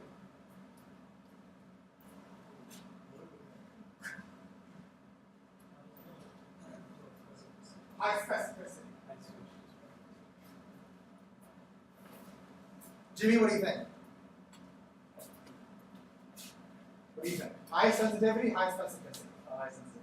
I got 3 high sensitivities. You switch. We have 2 high sensitivities, 2 high specificities. Fair enough. I'll call that a 50-50 split. Of those who said sensitivity, anyone? Why would you pick sensitivity? Explain. Why would you pick sensitivity? My example is like brain cancer. Okay. If you take the test and you're told you have brain cancer, that is, and 100% of the time, that's high sensitivity, right? Correct. So that's good. You know you have it, so you need to instantly undergo treatment.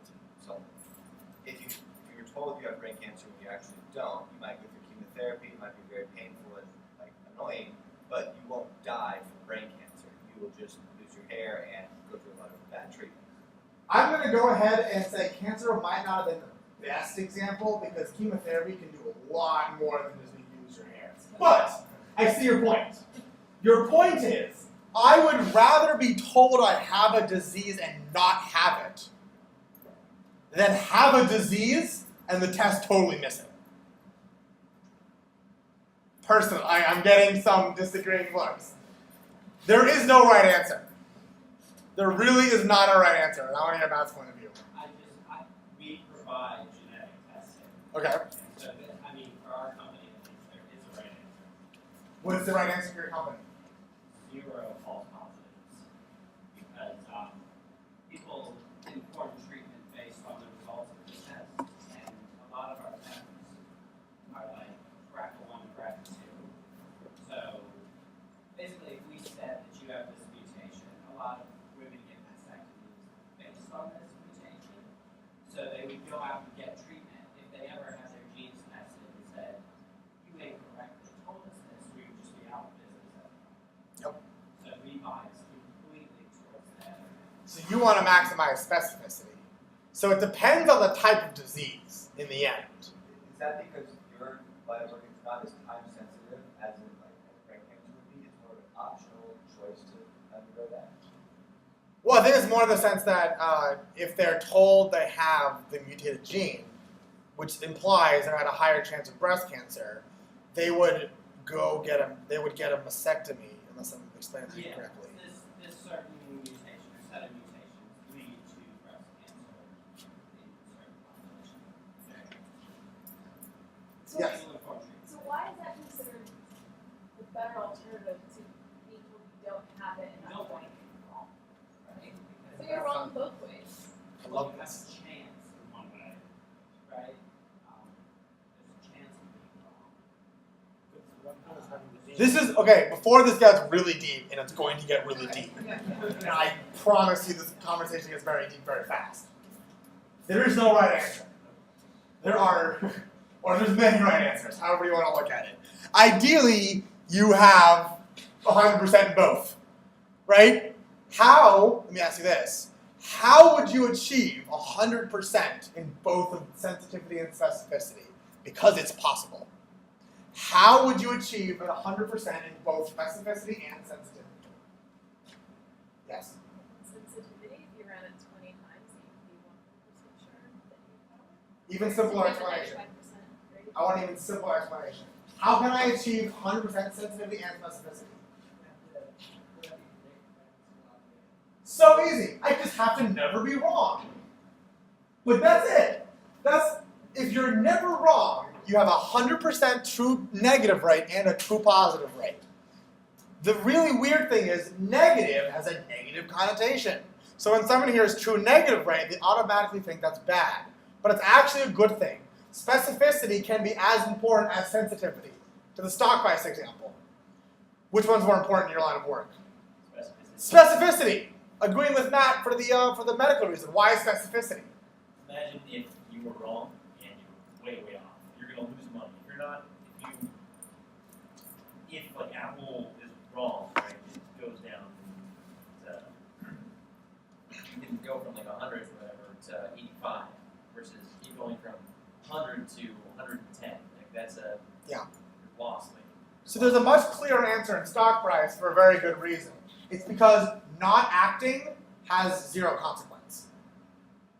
Well, yeah, it has zero consequence by not doing anything. For example. So for example, if you predict the stock price will go up and you are incorrect, you lose money. If you think the price will go down and therefore you do not act, and yes, I'm ignoring shorting. If you think the price will go down and you do not act on it and you're wrong, you don't lose any money. You just missed out on an opportunity. So in that example, I would rather have a more specific model. I would rather not act and get nothing out of it than act and be wrong.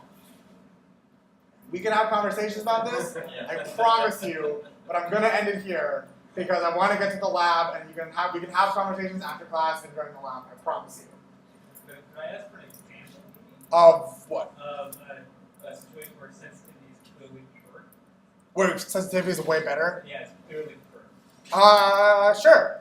Sensitivity would be, well, I will leave that. Do you guys have any good examples? Because I have one that I I. have one for specificity.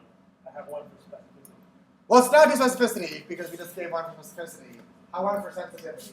Can you think of an example where it's clearly preferred to have a better true positive rate? Yeah. Could be good as well. But if I pull a lever on a slot machine, I know it's going to be positive. And you know it's going to be positive? Like I can predict it positively 100% of the time. That makes sense. I can predict the positive outcome 100% of the time. That'd be awesome. What does that have to do with sensitivity? What's it Oh, you want that?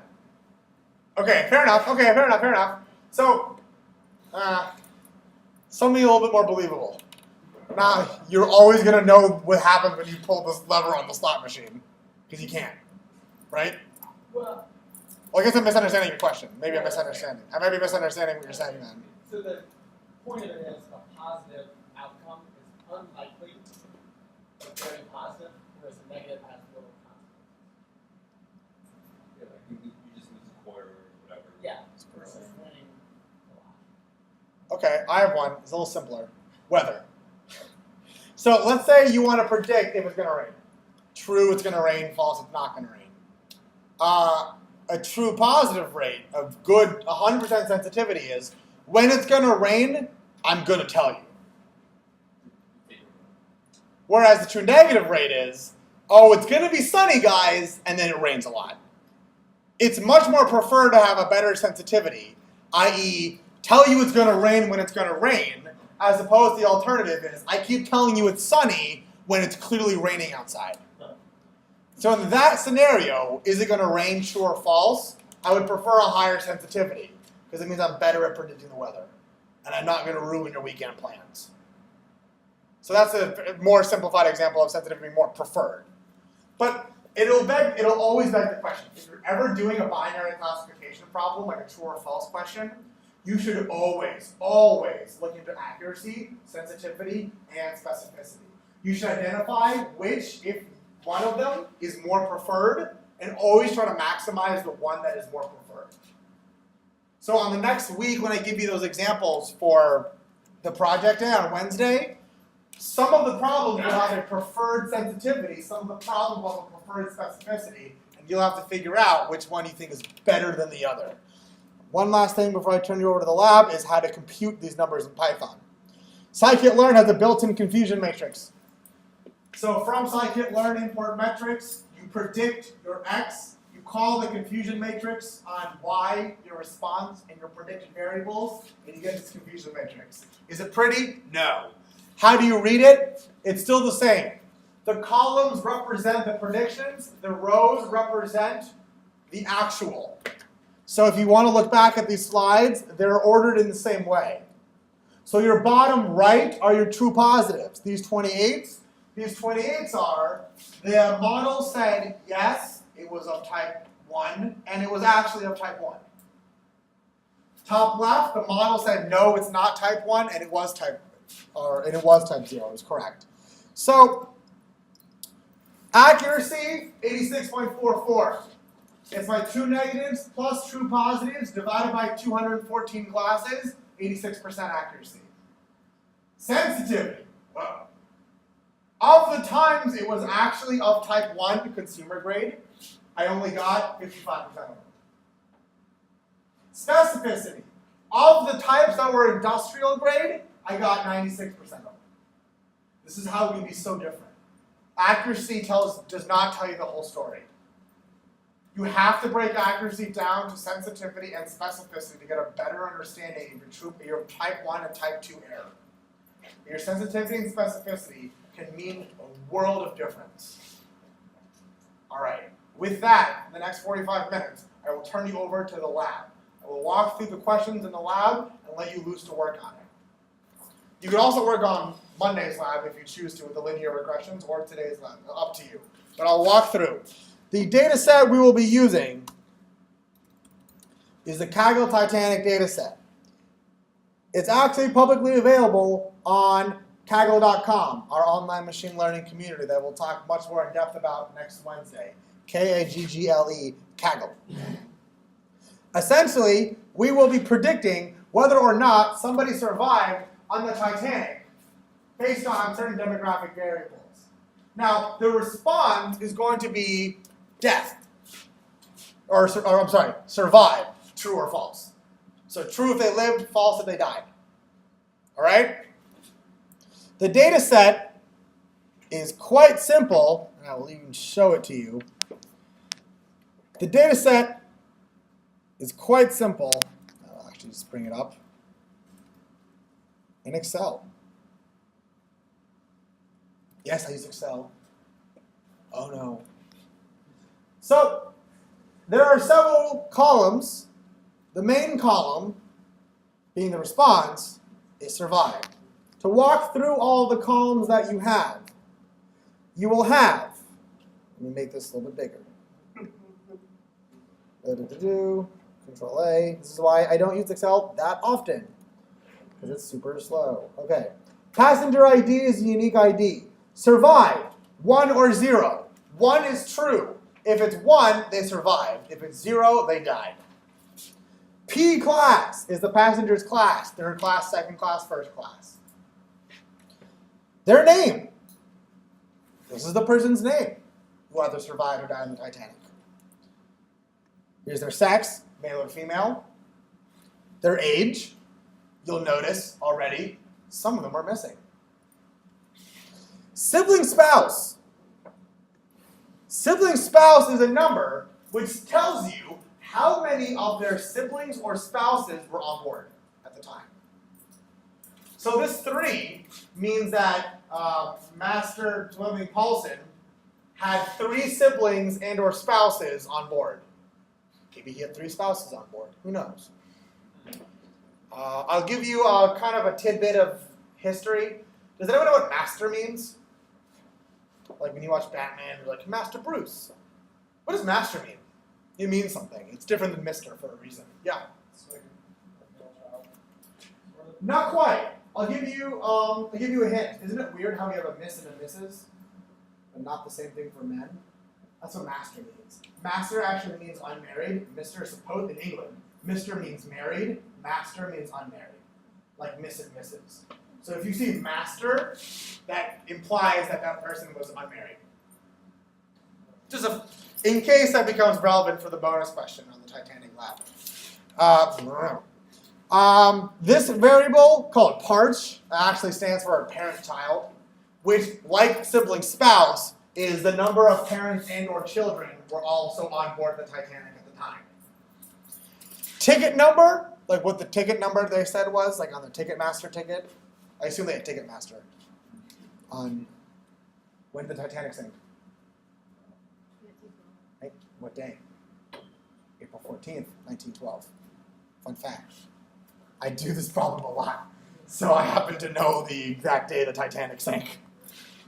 Their cabin number, what city they embarked from, and that's it. You have a lot of variables to choose from, guys. Your assignment, however, that's my own personal code. You don't want to look at that. Your assignment, which is in labs, 08 Titanic, fairly simple. Read in the Titanic CSV, define first P class, the class that they were on, and parent-child as the features, and survive as the response. Split your data into a training and test set, fit a logistic regression to examine the coefficients to confirm they make intuitive sense, i.e., look at the intercepts for both parent, child, and class and see if they make sense. And ask questions if they don't.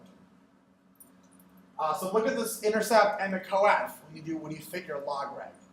And as a hint or as a reminder, please fit to your training and test on your testing. In this example. Make predictions on the testing set to calculate the accuracy. So again, fit to your training and compute accuracy on your test set. Create a confusion matrix to document the model's sensitivity and specificity. And then try to interpret that. Ask yourselves or ask your partner, what does it mean if your model is not very specific or not very sensitive? in terms of survival. Which is more important?